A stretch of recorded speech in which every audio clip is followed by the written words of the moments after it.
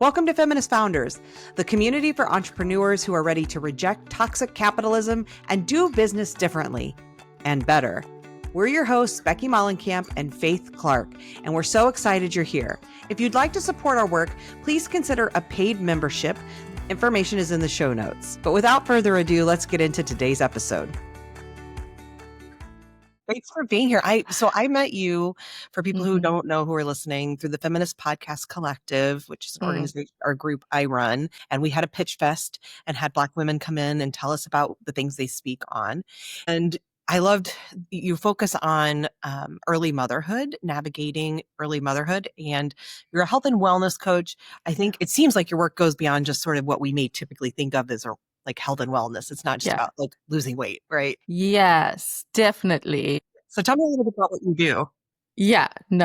So first of all, I'm a mom. I'm now a mom of two. But when I really got interested in this work, I was pregnant with my first son and navigated a really difficult fertility journey. And I don't know about you, but by the time I was thinking about having kids and became pregnant, there were so many questions that I realized I hadn't had before, and just so many things that I wasn't aware of, like even navigating the fertility journey. In hindsight now, I think I wish I'd had somebody guiding me through that process. I think we're made to believe that you have sex, you're going to have a baby.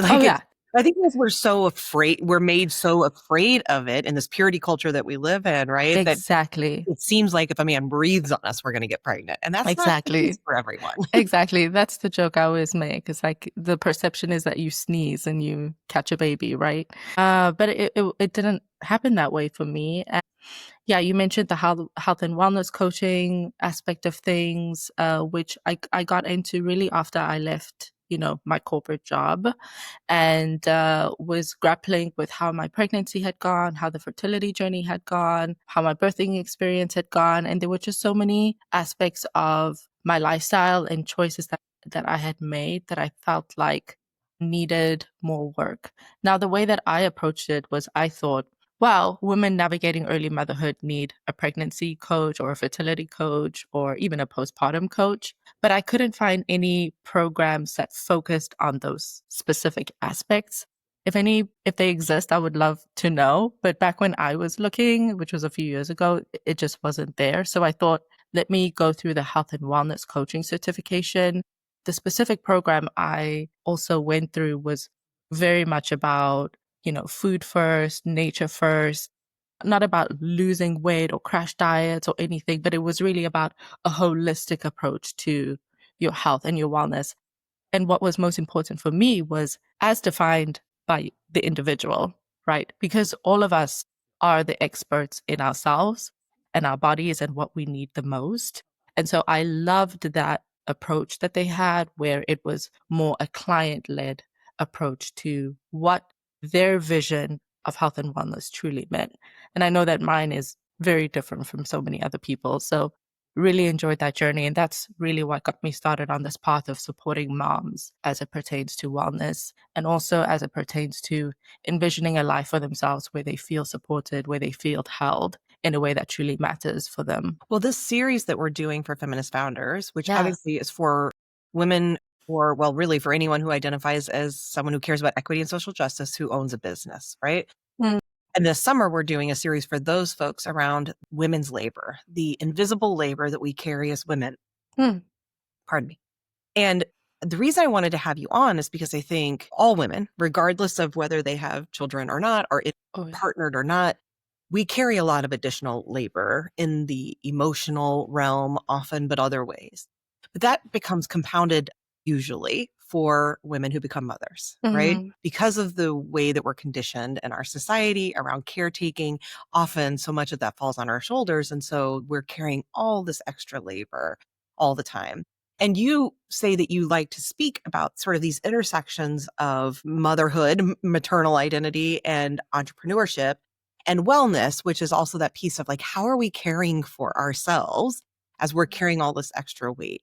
And I just wonder what and I don't mean physical weight, I mean the weight of the things on our shoulders. Yeah. I'm wondering what you've been discovering on this journey and this new role that you're in about that piece, as you're working with moms, what are you discovering about just the weight that they're carrying, the invisible labor that maybe they haven't even been able to name, and how that affects them? That's such a powerful way that you phrase that question, because the naming is what I see over and over again that's being absent. First of all, there's the adage, you don't know what you don't know, which is just so true when it comes to this stage in so many women's lives.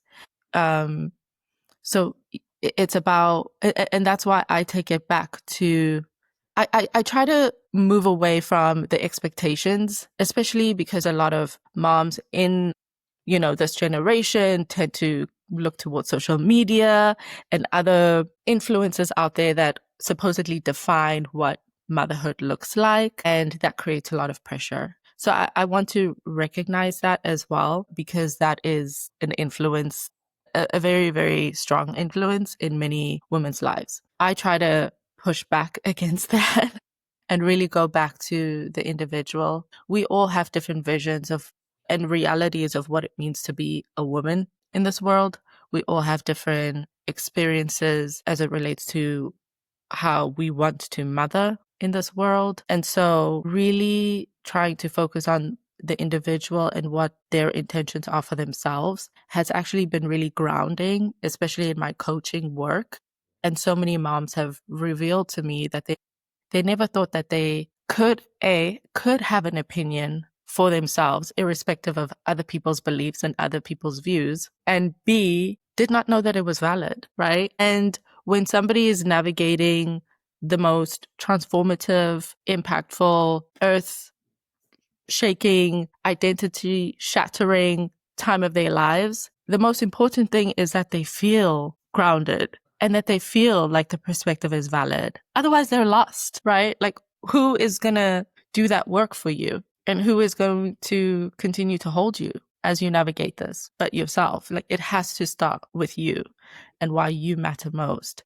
And so I think that's what's been most revealing for me and has made me so passionate about focusing on women, and particularly women navigating early motherhood, especially just because I feel like this is the time when so much changes, so many social dynamics change, friendships change, and suddenly women are feeling lonelier than they should be. And this is the period of their lives where they need more support, not less. To speak to that support thing, because you have a couple of statistics on your speaker sheet, which is really awesome, by the way. And you talk about 1/3 of women feeling unsupported by their healthcare provider during pregnancy. That's an astonishing number.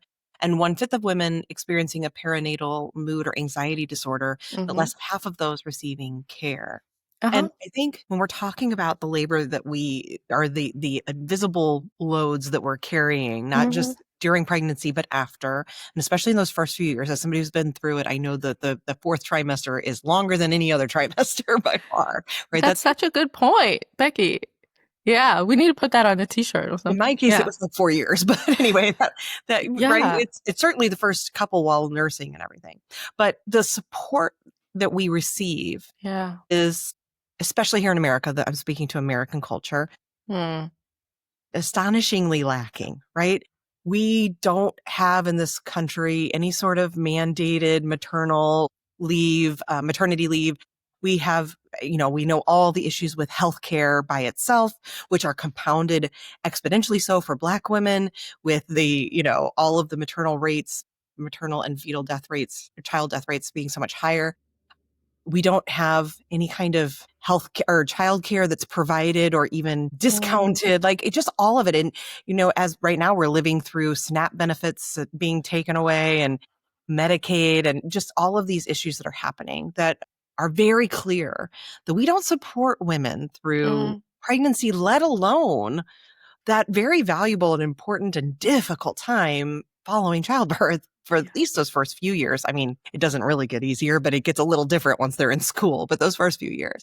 So talk about that piece of the lack of support and what that does for women as far as the additional labor that we're carrying. Yeah, it just makes everything, I mean, we already have the greatest responsibility in the world, which is giving birth to and raising the next generation. Sometimes I stop and think, about the enormity of that responsibility, because the children, as you and I are sitting here having a conversation, our children will maybe one day come across one another and have to deal with each other. And how they deal with each other is influenced by how we've raised them.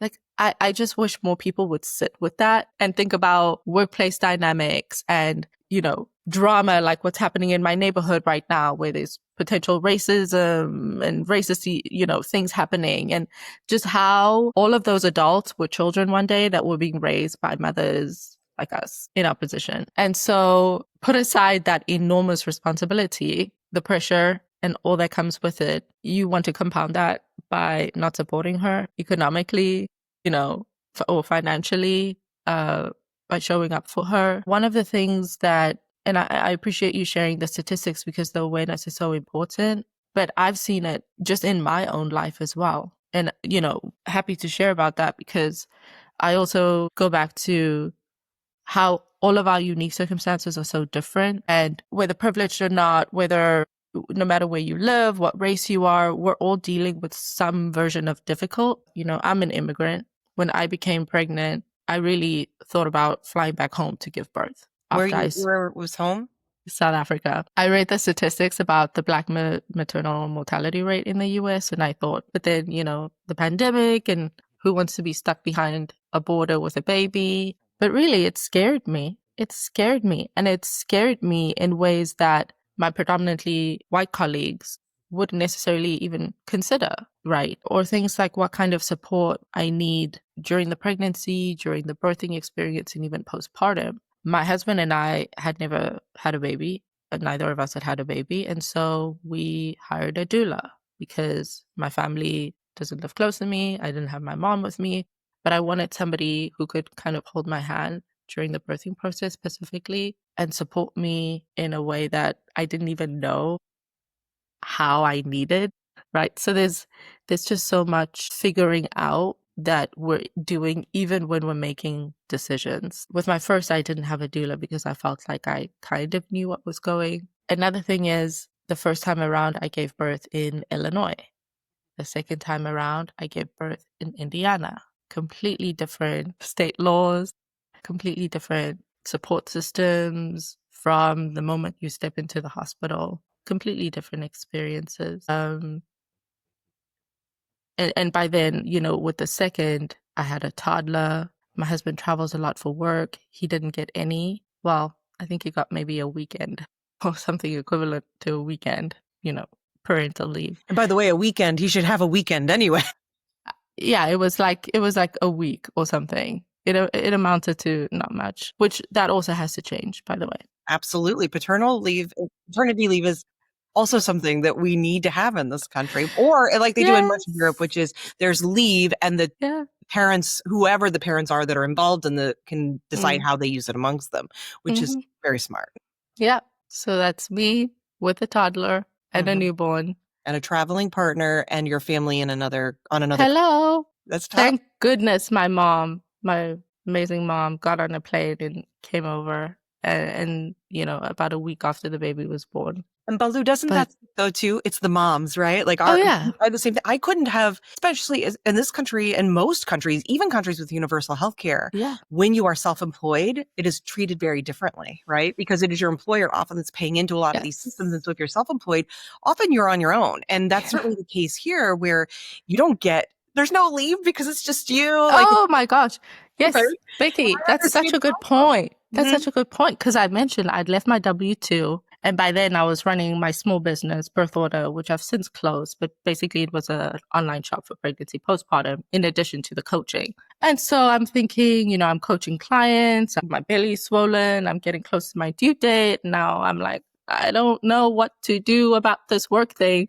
Some of my clients are pregnant themselves. And I was working in the hospital the morning after giving birth because my son came early. I wasn't ready. And so there's no coworker to hand things off to. There's no boss to take over. It's me, and I have responsibilities, and that income matters. So that's, and then after that, I couldn't have continued to function if I didn't have my mom, because I didn't have the kind of money to put my child into daycare. And also I didn't want to. He was so little and early. And if it wasn't for the mothers in my life, my mom, my mother-in-law stepping up, I wouldn't have been able to function. And it speaks a lot to the fact that it's, again, on the women. So yes, it's on mothers when we're new mothers, but often also onto the grandmothers. Yes. If you're privileged enough to have that kind of support network, which many people don't. No. And then they're left to figure it all out. And we wonder why we have so many issues with, we're taking away SNAP benefits for moms who are trying to just figure out how to feed their kids.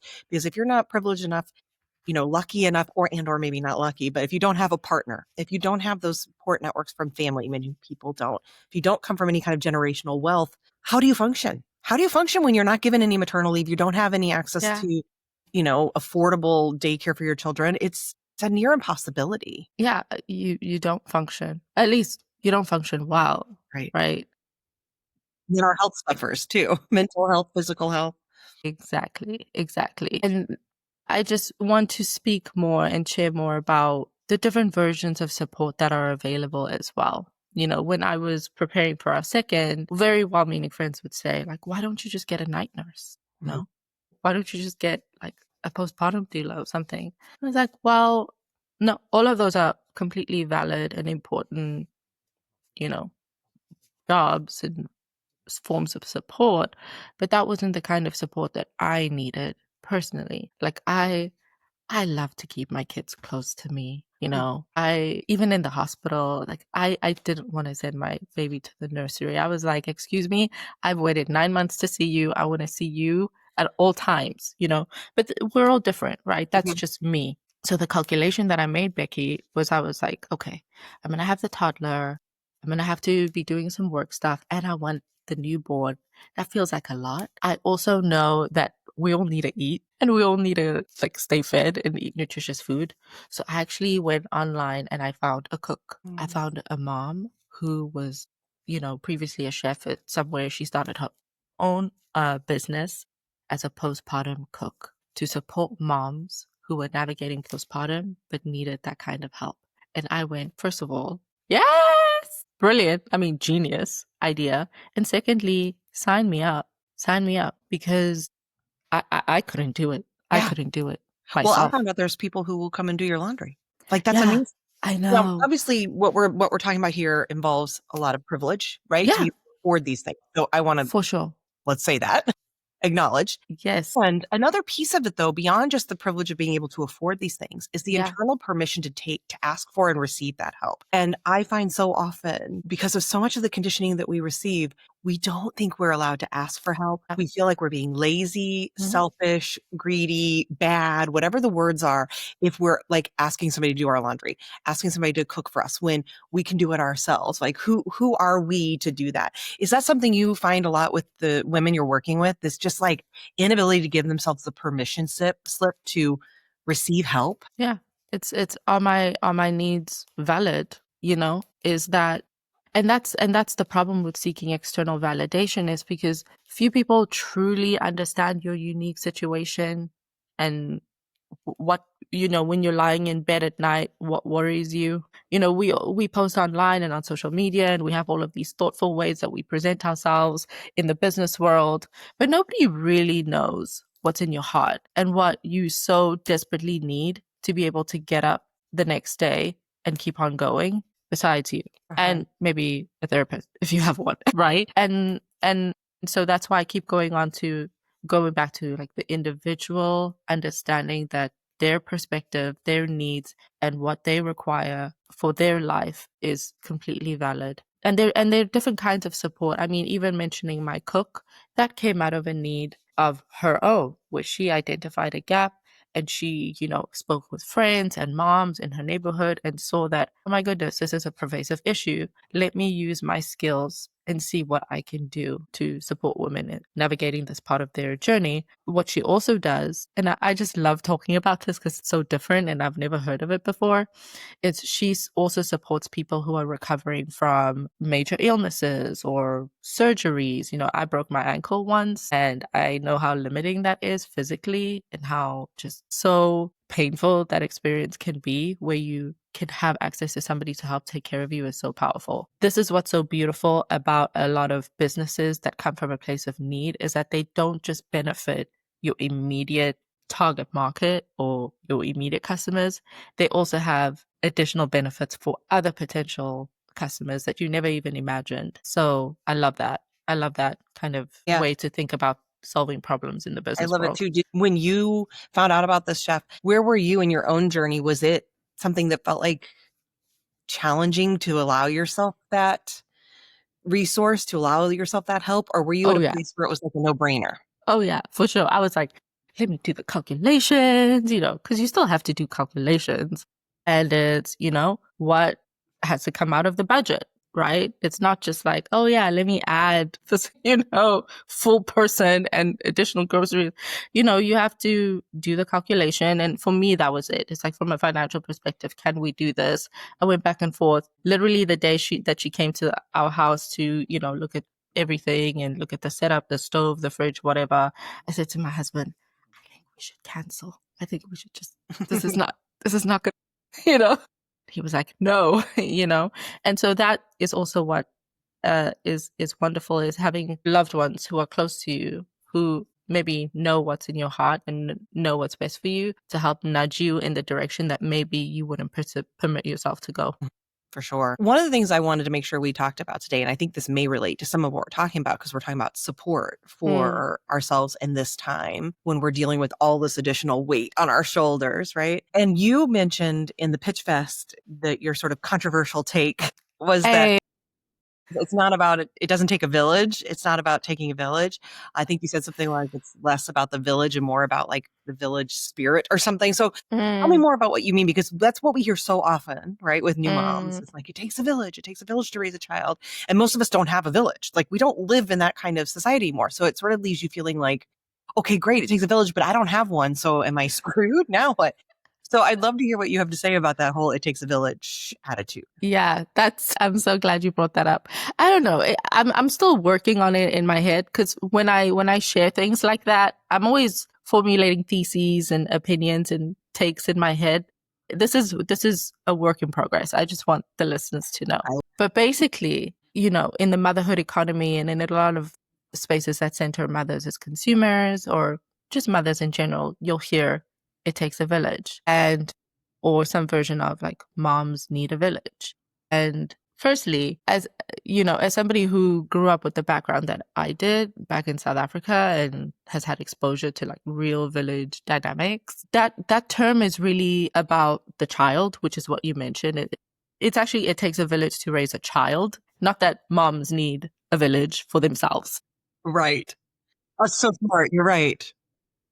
So that's my first hiccup with that. So clearly moms need something else, right? And so if you look around and, like you said, you feel like you don't have this village, like, where is this village? And you don't have access to one. It can feel depressing. It can feel very alienating. It can feel like, yeah, you're screwed, as you said. The other issue that I have with it is that our modern society and a lot of the issues that modern moms are dealing with are just different, and their circumstances are different too. We live further apart. Many of us have families in different states, in different countries. Yeah.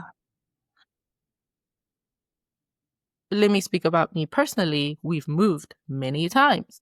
And so it's hard to build community. We rely on a lot of virtual networks and virtual communities. And so some of my best friends who live on the East Coast and West Coast can't show up with a chicken pot pie on a Wednesday, or change my baby's diaper or hold my baby while I take a shower. And so I think just this over reliance on it needs a village, or we need a village, it just feels a little unrealistic sometimes, given the circumstances we live in today in a modern society. What we do need is the conversation that you were alluding to earlier about more structural support for parents, paid parental leave everywhere, like immediately, access to affordable childcare, because this is our future. Children are our future, and we want them to be taken care of. And no parent wants to skimp on childcare, right? Exactly. But it has to be affordable, for goodness Affordable sake. without affecting the quality. Exactly. Because And this is the thing. mom wants to make that choice. And that's where so many of us end up. It's like, do I work and then have to put my child somewhere where I can't feel they're safe? Or do I say, I guess I can't work? And all of that entails. Yeah. And you know what infuriates me? I don't know. I might make some people uncomfortable. There's a lot of childcare options. There are a lot of childcare options that are not cheap. Okay? Parents work hard. They make sacrifices to put their kids in these institutions or these daycare centers. And then you look at the pay of the teachers and the staff, and there's a huge discrepancy there. And I don't know if people are talking about this. I just don't hear that conversation often. So I'm lifting it up right now because that's part of the problem is price gouging on this side and then underpaying the workers on the other end. And those care workers are almost always women. Exactly. Yeah, who in many situations have their own children and so are disadvantaged from a 360 angle, so I really want to lift this up and would love to have more of a conversation about that with anybody who's interested because it's been bothering me for quite a while. Parents pay a lot, but the workers are not being compensated in the ways that they need. And that also leads to many other issues and has knock-on effects that in some cases to the detriment of the children. Right, because most childcare is for profit, unlike public schools, right? Which there's Exactly. plenty of issues there as well. But there are rules in place to make sure that the people working are making at least a living wage in most cases, right? But with childcare, pre-K stuff, it's all not all for profit, but a great majority of it's for profit. It's not run by the government. There's not the same regulations. And when we know what happens when capitalism rears its ugly head. Yep. The people who own it, which are generally going to be white men, are making a lot of money by paying women and usually even more specifically women of color, nothing. Yeah. Because care work is done primarily in this country by women and even more so by women of color. Absolutely. And we don't value it. Yeah. And the owners are private equity firms, and so there's just a lot to think about there. And going back to, the business angle, because of course I'm, a business owner, I had to make the calculation. Okay, we'll keep the toddler in daycare. He started at about 7 months, which still to me feels too early, but way more than many and also we have to have space for ourselves. Not every woman is, not everyone wants to be at home with children all day. And that is not failing. That's okay. Yes. But it's hard. I know how hard that decision is. Yes. Oh my goodness. Yeah. Thankfully I was, when I had my first, like I mentioned, I had a W-2. I had very generous paid leave, which I'm still grateful for to this day. With my second, I was all on my own. And so we kept the second in childcare, daycare, but my second is with me at home. And so that's been really interesting. For client calls and those kinds of meetings, I try to coordinate with my husband or coordinate with the babysitter so that my client time is dedicated, to the client. And I try to minimize disruptions. I just want to be respectful of that time. But for networking calls, partnership calls, that kind of thing, my baby's on my lap. A lot of people know my baby by now. And it's been most amazing. I'll usually get on a call because I'm nursing my baby or he's sitting on my lap or something. Usually it's a mom on the other end of the call. She's doing the same thing. And when you're working with moms, they understand. They don't care. Oh, yeah. It's spaces where you're working with non-parents, non-primary caregivers, where you may receive the most sort of side eye or even comments. But that's another sort of systemic societal change that needs to happen is this normalization of parenting while working. Want people to separate these things so much, right? And yet how do we do that in a way that is good for both mother and child? It's nearly impossible. And what's wrong with baby coming in or a kid sitting in the other room doing homework or sitting in the same room doing homework? These things don't matter, yet we make them into an issue that doesn't need to be there. And that's another way we are sort of minimizing motherhood, parenting, women, caregiving. Absolutely. You see these other countries where kids are just a normal part of society. You see kids everywhere. Whereas I feel like, unfortunately, in the US, we're supposed to kind of hide our kids. Yeah, pretend as if we and found them. disappear them. And kids are so annoying on airplanes. And kids are so annoying at restaurants. And like, okay, so where should we hide these kids Right. for 15, 20 hours a day?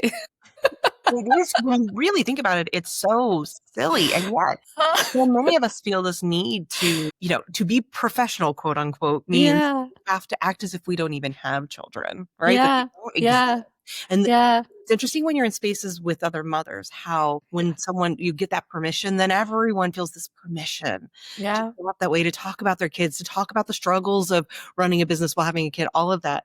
But in many spaces, we feel like we have to hide that away. And that's yeah, yet another form of that invisible labor we're doing, this like needing to show up differently in different spaces, to yeah. wear masks. That's exhausting work. It's exhausting. I'm so glad you used that word. And so for any managers or company business owners or people who work with moms, I promise you, her ability to cook up a strategy or creatively solve problems or even manage her time is not diminished by her status as a mother. I would say it is improved by her status as a mother very often. I've never had to do more juggling and managing of time than now with a child who's organizing his play dates. Oh yeah. A whole other level of time management. Just this morning, Becky, I can run through what I accomplished this morning. I looked at myself when I got home to prepare, to get ready to chat to you. And I thought, I've done more between 7 a.m. and 11 a.m. than I used to do before I had kids. All day. Yeah. Yes. All day. What we do instead, especially, there's this other aspect of women who leave the workforce for a period of time to do primary caregiving. And then when they want to re-enter the workforce, they're penalized for all that time away, as if none of that held value, which is also yet another way that we are, not supporting, not caring for, and it's not even, it's like there should be gratitude for mothering. And yet instead it's like penalized. It's amazing. Yeah. I think there should be grace. For there sure. should be grace. And the other side of it is completely valid too. I know many women who are childless by choice. Absolutely. And honestly, some days I go, I don't think you're an honest parent if you don't some days say like, oh, was this the right choice? Yeah, I'm like, yeah, I know why. I think all of our choices should be honored and we should be given grace for all the choices. I think for those non-parents, I hope for this conversation, my hope is that those who are parents, most especially those who are mothers or primary caregivers, that they hear inside of this some validation for that weight they've been carrying. Because like you said, I think most people can't even name it. They feel like they're not allowed to name it, or they're afraid of naming it. I'm not quite sure, but there's just like this feeling of, I think it almost feels like I'm failing if I name it, right? Because women are supposed to be able to do it all and have it all. And if I can't hack it, right? If I can't hold all of this weight, then I'm failing somehow. And I want people to I'm hoping people hear from this a validation of, you're not alone. What you're doing is too much, right? It is superhuman and we shouldn't be expected to do it. And that you're not failing. The systems are failing you. You're not failing. Bingo. Yeah. And then for those people who are not those primary caregivers, who maybe don't have children, to hopefully get a glimpse into what it looks like, what that super mom, quote unquote, that you think is sort of, wow, she's amazing. Look at how she's doing it all. The stuff that you can't see, that weight. Like one of the things you mentioned, Balu, that I thought was really interesting too, was the weight that's involved in just the thinking 20 steps ahead, like I do as well, where it's like, I want my child who is a white boy, who's going to become a white man.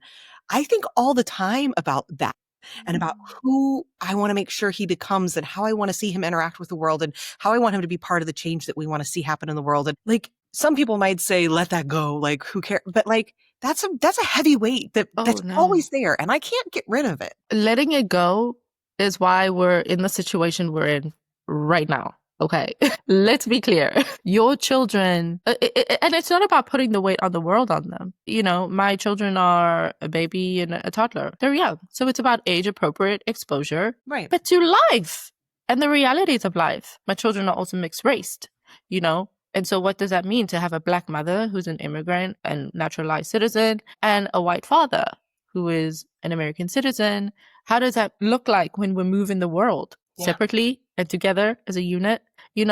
We have to conscientize our kids. Otherwise, how are we ensuring that they are grounded by something? Why? Why is it important to let it go? Why? Anybody who suggests that, I would say, think deeply about why that is. Is it because of your own discomfort as you grapple with your lived experience and maybe your privilege, as I try to do, because I do have privilege? Even as an immigrant, in some ways, I do have privilege, right?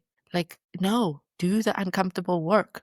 Because if you don't, you're leaving that burden on your children to figure out without any grounding and without any guidance from you. And I don't think that that's fair. It's hard enough. It's hard enough. It is. And I think part of it and what we're hoping with the series is that it's not about letting it go. It's not about trying to move through the world with it and just pretending like it's not there or something, but it's about saying, and this is actually something I want you to answer, but it's that not making the invisible visible. It's about unmasking and saying, this is the weight I'm carrying, because something changes when we do that. So I'm wondering, can you, for everyone, complete this sentence? I'll let you start the sentence this way. When my invisible labor becomes visible, I can. I'll give you a second to think about it, but I'd love if you could share what comes up for you. That's a brilliant question. I don't want this to seem surface level, but I feel like when my invisible labor becomes visible, I can truly connect with others in the ways that allow me to experience peace and joy in my life. And I say that because at the end of the day, we all need each other, and our lives are intertwined anyway. And so it's on us to decide how this is going to go down. And we all need peace and joy. Those aren't nice to haves. We need them. Are you kidding? I wish, at least for myself, I try to think, how can I achieve peace and joy today? How can I provide it to others? And how can I hold myself accountable so that I am not disrupting the peace and joy of others? I love that. And that's not to say ignoring, for example, injustice in the world or whatever. But I feel like if that was a starting point, at least for some of us, most of us, we wouldn't see what's going on in the world right now. Yeah. Right. And so for me, that connection is so important, because when I reveal myself or reveal things about me or my life, when I share with my friends in vulnerable ways, it's about connecting. And it's also about going, I've experienced this, and then you'd be surprised. Somebody will say, oh my gosh, me too, and I had no idea. I tried to share about, my issues with infertility and all of that. And last week, a friend of mine who's going through a very sad miscarriage said, I thought about what you went through, and now I'm coming to you because I think you might be able to understand. Yeah. And that's it, right? That's it. And yeah, shame lives in the shadows, right? And if when we shine the light, that shame, the stuff that says I am bad, I am failing, goes away, and we can start to say, oh, it's not just me. And if it's not just me, and it's not just a personal feeling, then what is it? It's got to be something bigger.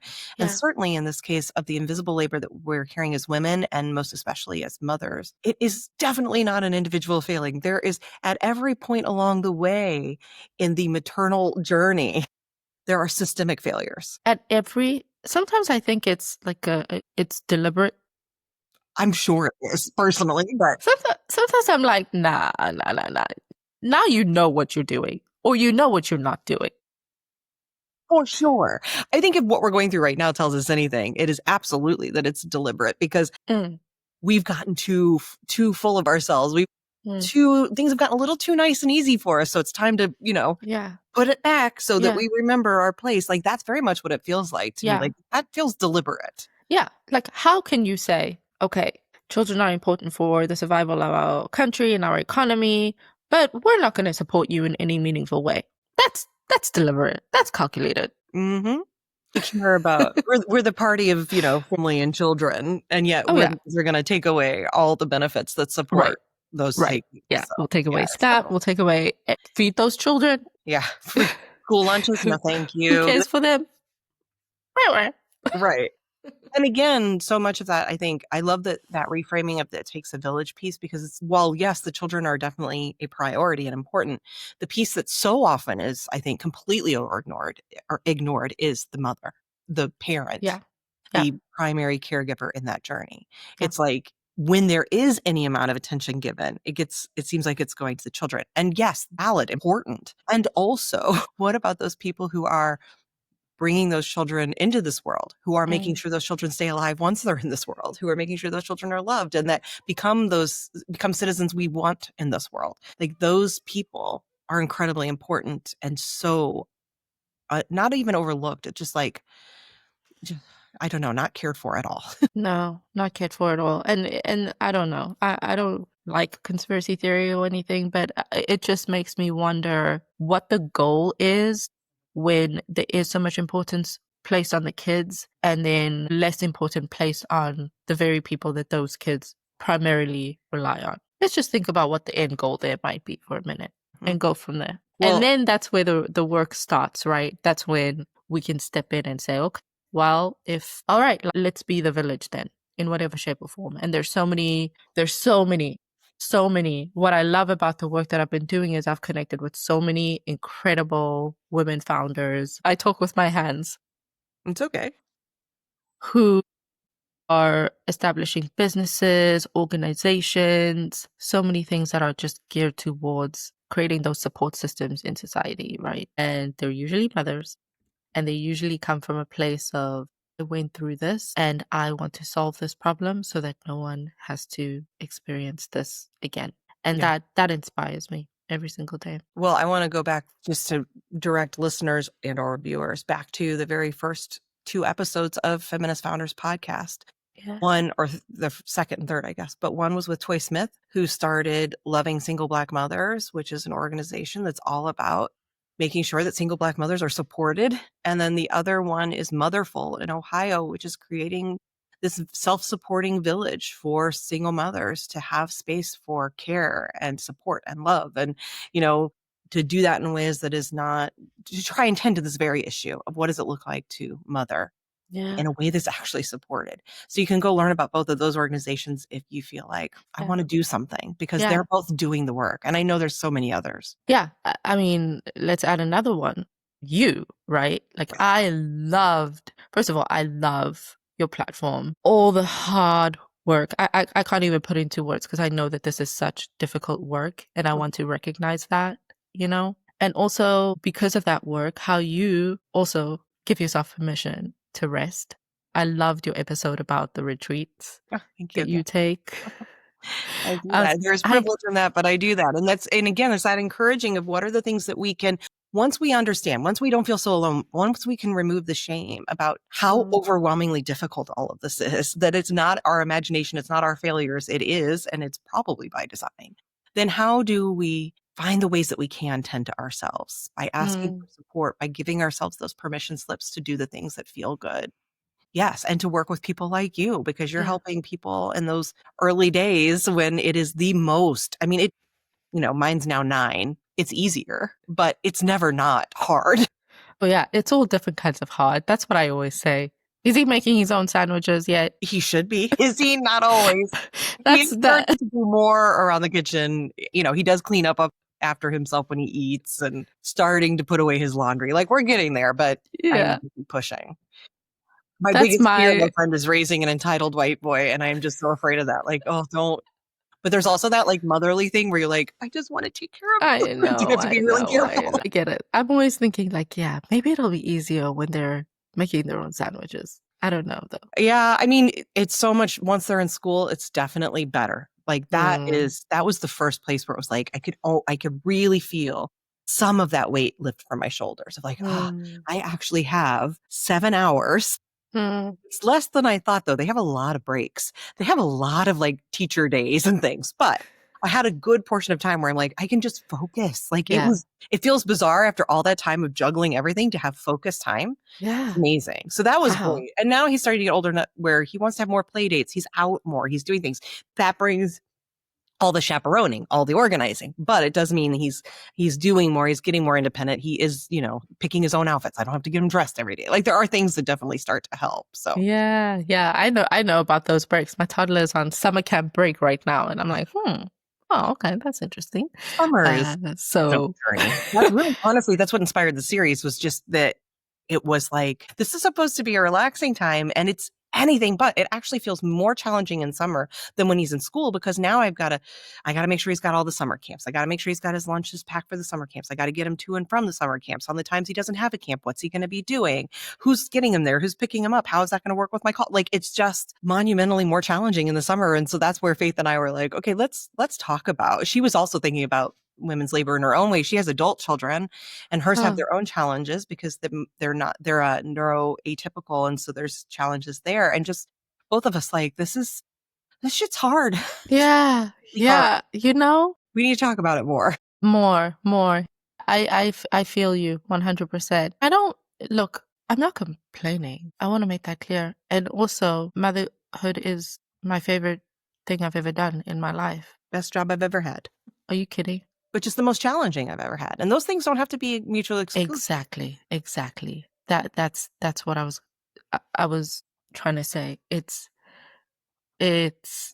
just hard. And it should be okay to say that, by the way, without giving unsolicited advice. Or somebody giving you the basic feeling of, well, you chose this.